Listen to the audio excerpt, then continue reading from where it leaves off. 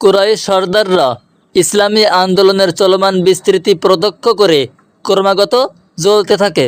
তারা এই আন্দোলনকে দমিয়ে দেওয়ার জন্য নিত্য নতুন পদ্ধতি উদ্ভাবন করে। এবার তারা একটি নতুন ফন্দি আঁটে। তারা সমস্ত গোত্রকে একত্র করে এ মর্মে এক চুক্তি সম্পাদন করে যে যতক্ষণ পর্যন্ত মুহাম্মদকে হত্যা করার জন্য তাদের হাতে সমর্পণ না করা হবে ততক্ষণ কেউ তার খানদান বনি হাসিমের সংস্পর্শে যাবে না, কেউ তাদের সাথে বেচাকেনা করবে না, কেউ তাদের সাথে দেখা সাক্ষাৎ করবে না এবং কেউ তাদেরকে খাবার দাবার সরবরাহ করবে না। এ চুক্তি লিখে কাবার দেয়ালে ঝুলিয়ে দেওয়া হয়।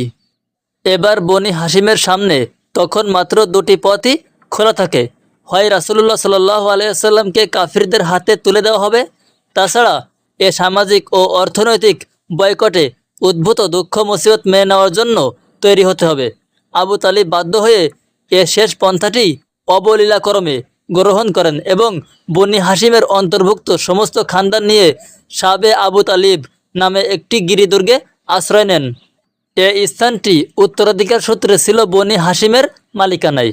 এ গিরিদুর্গে রাসূলুল্লাহ সাল্লাল্লাহু আলাইহি ওয়াসাল্লামের সাথে তাদের দীর্ঘ 3 বছরকাল অশেষ দুর্গতিতে জীবন কাটাতে হয়।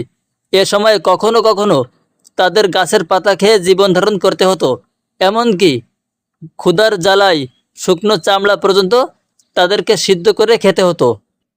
যখন ছোট ছোট ছেলেমেয়েরা ক্ষুধার তাড়নায় চিৎকার করেছে তখন জালিমরা তা শুনে পৈশাচিক আনন্দ অনুভব করেছে। কখনো কোনো হৃদয়বান ব্যক্তির মনে করুণার উদয় হলে লুকিয়ে কিছু খাবার পাঠিয়ে দিত।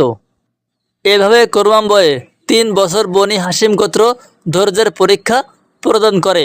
এরপর আল্লাহ জালিমদের হৃদয়েই করুণার সঞ্চার করেন। একের পর এক কুরাইশদের মন নরম হতে থাকে এবং তাদের পক্ষ থেকেই চুক্তিভঙ্গের আন্দোলন শুরু হয়। আবু জাহল এবং তার অনুসারী কিছু লোক অবশ্য বেঁকে বসে।